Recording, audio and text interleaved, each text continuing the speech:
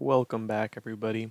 This is Grace, or Gibby, whatever you prefer, and today I'm back with another Adventure Quest guide, and this time the guide is for the entire Harvestfest seasonal event.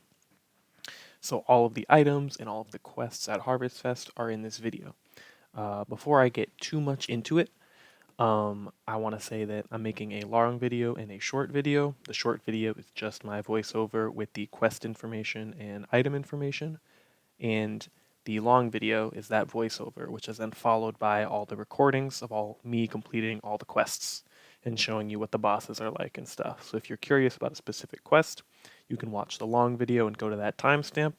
But if you're not, you just want to know about the items, you can go to the short video and just listen through it. It'll be much quicker. Also, I have a link which is linked in the comments, and it links to a Google Drive document which has all of the items written out if you prefer written lists, and it has info sub links to all the ones that I could find.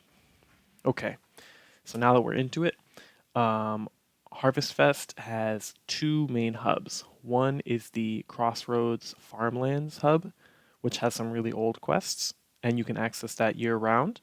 And one is the Portal hub or the Event hub in today's event. And that one has the seasonal only quests. I'm going to start with the Farmlands quests and then move into the seasonal quests, except for one quest, which I'm going to do first, which is the Waning of Pestilence quest. And the reason I'm going to talk about this one first is because it's unique in that this quest makes you go around the map to find a bunch of different monsters and get an item component from them. So the 6 item components you need to complete the quest are the Sigil Sustained Ice, the Reflisian Gogbladder, the Hyperporcine Tallow, the Moglinoid Ectoplasm, Cyclone Wyvern Venom, and the Draconic Swim Bladder. Now you might be thinking, where the hell do I get all those items? Luckily for you, I did it and I tested it. So, the Sigil Sustained Ice you get from the Frostgale Mastercraft set Part 2, and it's just the first monster you fight, the Frost Effigy. You don't have to click anything, it just gives you the item after you beat the monster. You can flee after that. All of these monsters, except for the second one, which the next one I'm going to say, you can just flee after you beat them and get the item. The Reflesian Gogbladder is only found in one place, and that is in the Greatest Warrior Part 1 quest in the Burning Solstice, and it's the final boss. So you have to do the full quest to get the item, so unfortunately, it takes some time. The Hyperporcine Tallow is from the Epig monster, and it's found at the Dracopyre Legacy into the Hall of Mirrors. You click Next Wing, and then you click Transmorphers Beast Hostilities, and it's the second fight of that quest. And again, after that second fight, you can just flee and then move on to the next one. The Moglinoid Ectoplasm, you have to fight a Wind Moglin Ghost, and I think the best place to do this is the Haunted Dragonlord quest, the Northern Wing, and just continue exploring the same level until you find a Wind Moglin Ghost. The other elements don't count, unfortunately. There are a lot of other elements, though, for Moglin or not a lot of other locations for Moglin Ghosts. I think this is the best one, but there could be a better one. If you're thinking of the Moglin Ghost quest, you have to have 10k candy to access that quest. So even if you have the portal, it's probably not faster to get all that candy. And there are two more. The Cyclone Wyvern Venom, you get that at the Wyvern Rider War, which is number 19 at Dragonspine, and it's the second battle. And then the Draconic Swim Bladder, you get this from a Water Dragon. You can do this almost anywhere, but the best place to do it is the Guardian Arena Aquatic Assault Challenge, because it's low level and you can one-shot everything. There's a pretty high chance. You might have to do it 2 or 3 times, but I got 2 dragons in my first attempt. If you don't have access to the Guardian Arena for some reason, I believe it's accessible to adventurers, but if you don't have access, you can do any of the Dragon Wars, which fight a bunch of dragons, or you can do anywhere where you fight a lot of water monsters. So I've explained this quest first because it's unique, and now I'll just go over the rewards, and then I'll go in chronological order from the farmlands into the Harvestfest painting and hub. So the rewards for this are the Plague Hammer, which is a 0-proc melee wind hammer. It has a negative BTH lean, and the skill is a click skill, which pays SP and half its damage to do a strong wind poison. The Famine Rapier is a ranged wind sword, and it has a +5 BTH lean. And the click skill does wind poison that targets enemy SP and heals your SP. This, in my opinion, is like the coolest item, the best item in this quest. The Fireheart Warbow is a ranged fire bow, and it has a 50% chance of attacking with 2 hits and 50% with 6 hits. They do the same amount of damage. It also makes you take 18% more damage, but the bow does a very strong fire burn in every attack. So that's like the trade off. And finally, the Fireheart Vanguard is a 20 proc fire spear, ranged, with a slight BTH lean, a slight +3 BTH lean, and it pays 15% in HP, so it pays a little bit of HP to do 15% damage. That's pretty much it for this quest, and again, I just went over it first, because if you're doing the quest, just know that it has that weird item search requirement. Okay, so now we're going back to, I think, 2010 is the first quest, and that's at the Farmlands Hub. It's the Burp War 2010. There are no specific monsters that you have to worry about, and the only reward is the Famine Scythe, which has a max level of 125 and is a good trigger against plant monsters. I wouldn't get this under any circumstances unless you're doing something weird. The next one is the Burp War 2012 Rise of the Samurats. So this quest from 2012, the only difficult monster, and I say difficult loosely, is a strongish energy boss. The rewards are the Drill Lance, which is a 20 poc ranged energy weapon with a -5 BTH lean. It maxes out at level 147, which is good enough. The Cyber Shogun armor, which is a fully offensive token energy armor with a 2-hit weapon-based energy skill. It only costs 120 SP for melee and ranged at level 150, but unfortunately it is only ranged or magic damage, so warriors can't really use it. There are 3 shields. They go cheese, corn, and wheat. They're balanced defense earth shields, and each of them has 3 secondaries. Cheese has water, wind, and energy secondary. Wheat has water, ice, and light secondary. Corn has water, light, and dark secondary. And the main defense earth is -24, and the secondary is -11 for all 3 at level 150. And finally, it has Call Nezujimbo, which is an ice guest, has a negative bonus to hit lean, and it takes gold to do extra damage. You can either give him a pure damage attack, or you can give him a lower damage attack, but with a 50% chance to freeze if both his hits connect. The next quest is the Burp War 2014 Infestation, and it's simply the Burp War at the Harvestfest hub. So it's at both the Farmlands and Harvestfest. At Farmlands is Burp War 2014, and at Harvestfest it is Burp War! Exclamation point. There are no super strong monsters, although the Famine and Pestilence bosses could catch you off guard. They don't have any crazy mechanics or anything. The 2 rewards are the Wheel Armor, which is a Water Earth Compression Armor with a 3-hit SP skill, which has 1.5 Ellie comp at level 150. It's super ugly. I wouldn't recommend it. There's cooler Earth Water Compression Armors. Drop the Mope is a 2-hit fire charisma based spell which costs SP, and it drains all of your SP to do extra damage. If you're a charisma player, it's a fun spell. You know, it's not that great because it drains all of your SP, but it can be fun to use. I'm hopefully going to put in a showcase of hitting a crazy high number with the spell. I'll link it in the description if I remember to do it. Just because it's a fun spell. You can hit goofy numbers with it. Okay, so the next quest is the Defend the Burps quest, and it's called Defend the Burps at the Farmlands hub and also at the Harvestfest hub. It has several easy bosses, but the last boss, Secret Omni, is actually quite difficult. He attacks with spells of all elements for many turns until he runs out of mana, and then he attacks with Earth and slowly heals his mana. If you're not being careful, his Earth attack will do more damage than his spells, because his spells do reduce damage because they're multi-element, but his Earth attack does normal damage because it's only one element. So when he runs out of mana, you have to be very careful to switch into an Earth armor. The main thing that makes him hard is that he has negative resists to everything but Harm and Void, and he's immune to almost all statuses, so you can't stun him or do other things like that. The best way to kill him, I think, is using Anger Linworm and Essence of Carnage as backlash, because they do harm damage, and he's not immune to backlash. And you can just tank his damage, heal up with potions or with whatever spells or skills you like to use. If you want to use harm spells and weapons, that works too. But he's a tricky boss, so just make sure you're prepared. The only reward from this quest is the Harvest Festival 2016 commemorative spoon, which is an energy wand with a 20% true proc special. There are also titles if you did compete in the war at the time. This quest you can pretty much skip unless you play a wand mage, which nobody does, to be honest. So that is it for the farmland quests. All the other quests are in the Harvestfest painting or hub. Um, so the first Harvestfest quest is the Samurott Returns quest, or the first one that is not also at the farmlands hub. Is the Samurott Returns quest.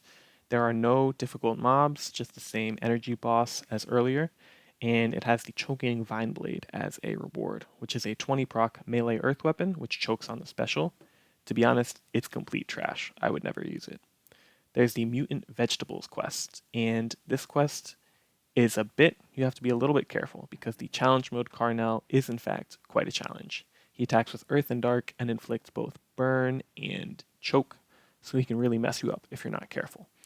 Um, that being said, if you fight him in the normal mode, he's very easy, and the normal mode and the challenge mode don't have a different shop. They both give you the same items. Also, he doesn't have a damage cap, so you can nuke him if you like.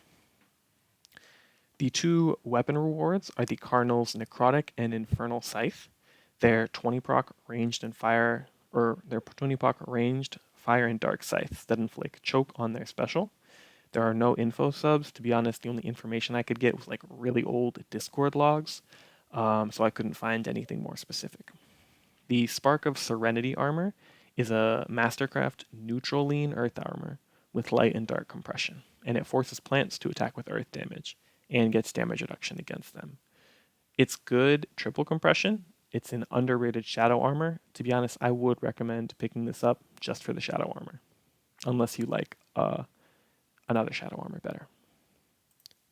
The next quest is the Waning of Famine quest.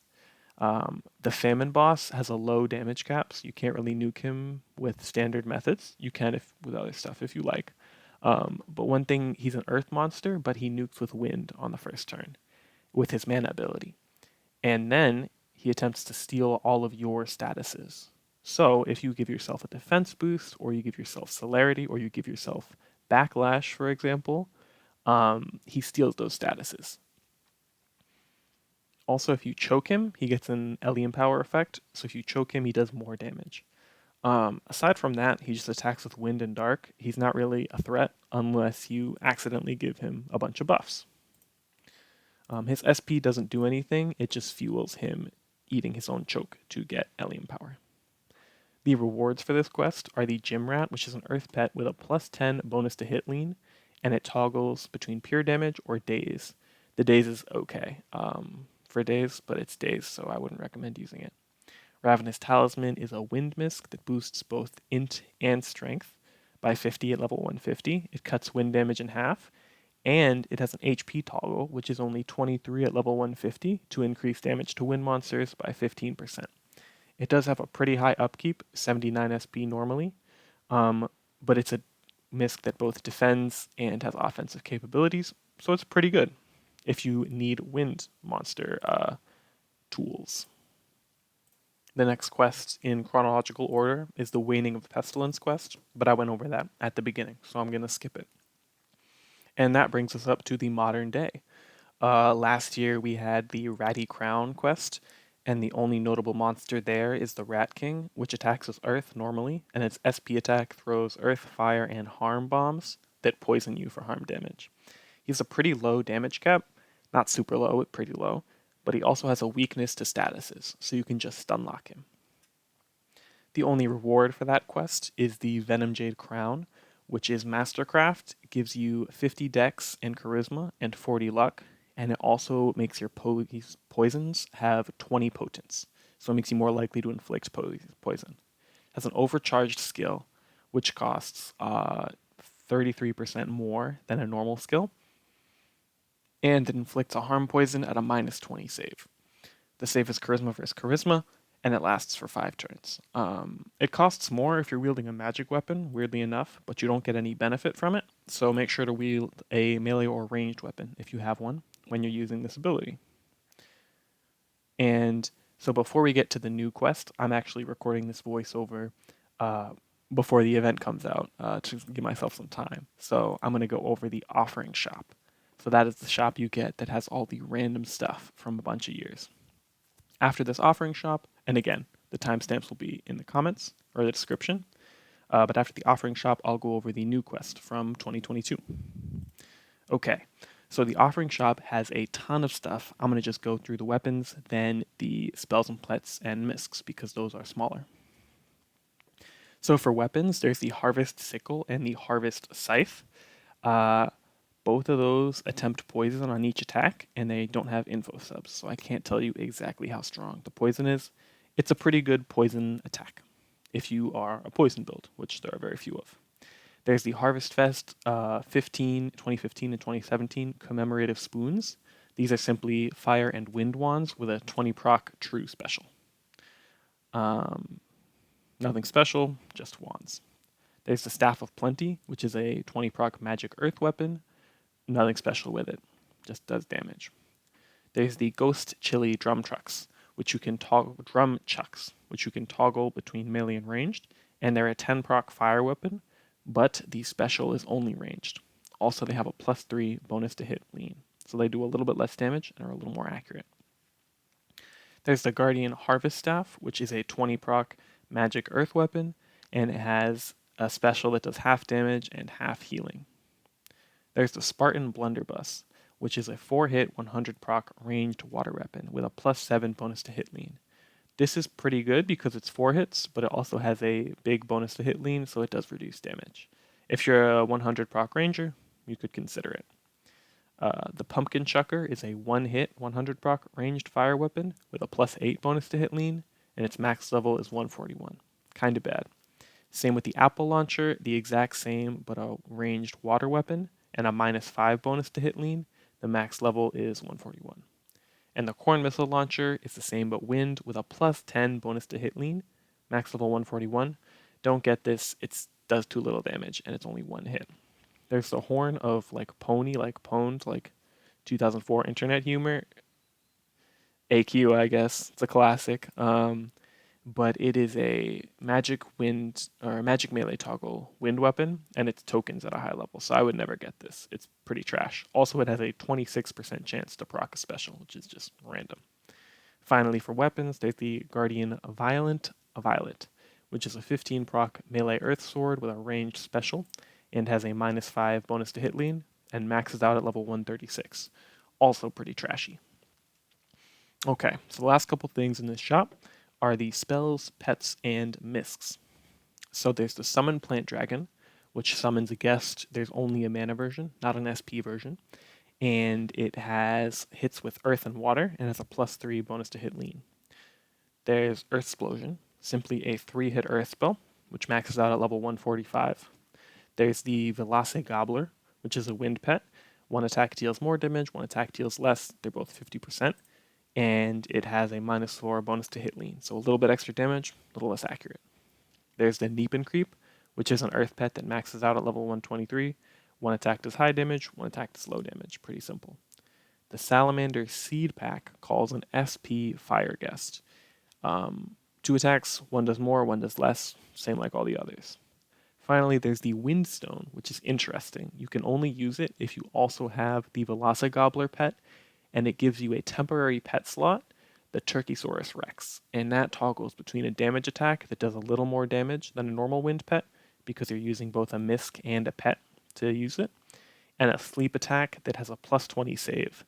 +20 save for sleep is really bad. I would never use it. It's cool though. It's different. So that is it for the offering shop. And that is it for all the quests except the new one. And the new one I will explain to you now. So, the new quest is called Bark and Bite, and it features you fighting a bunch of Gogs and a bunch of Dryad variants. None of them are particularly dangerous, none of them have damage caps, just play normally, use some defensive armors on the first turn against the Gogs, and you'll be fine. As for the item rewards are a single item, but it is an armor, which is cool. The armor is called Winter Dryad Bark, and it's a fully offensive ice armor with a good earth secondary, 41% at level 150, and it pays bonus to hit. So all of your attacks and spells have decreased accuracy, but you get a backlash effect or you get increased damage with attacks. I'm not sure which because the subs aren't out yet. The backlash effect is 21% harm backlash with strength as the main role, but half of that backlash power comes from having strength. So if you don't have strength, you'll only get 10.5% backlash, roughly. It also has a 4-hit weapon-based ice skill that inflicts a 42% ice and harm Elevuln for up to 4 turns based on hits. The skill is melee locked though, so if you're not a warrior, armor might not be great for you. However, it is a cool free-to-play backlash armor, which is nice. And finally, the last part of Harvestfest is the Harvestfest limited time shop in the today's events section. It simply has the Thorned and Stinging Light of Zealotry, which are Earth and Wind magic axes that are also melee. You can toggle between, and they increase your incoming damage, and they deal extra damage because of that. So they're like blood blades, basically. They cost tokens. The Gravy Cannon spell is a water and wind spell. It hits with both elements, and it can entangle the monster. This spell's terrible. Don't buy it. It's also tokens. The Maple, Pilgrim, and Undead Turkeys are token pets that attack with fire, and then the Maple attacks with ice also, the Pilgrim attacks with earths also, and the Undead attacks with dark also. Because they attack with 2 elements, they do a little bit extra damage. They don't have up-to-date info subs except for the Undead Turkey, but for all 3, they have one-hit attack, and then for the Maple and Pilgrim, they have a 9-hit attack, and the Undead has a 3-hit attack. They're both 50% chance of happening. So that's pretty much it for Harvestfest. Those are all the quests, all the shops, all the item rewards. Let me know if you think that I missed anything or if you have any questions below. And do check in the comments for the item list I have written out. If you don't want to go digging through the video for exactly when I talk about something, I've got a link to a Google Doc which has info subs for every available item that has info subs. Not all of them do. And it explains briefly what the items do. So, thank you for watching. I hope you have a great day, and peace and love, everybody. I'll see you in the next one.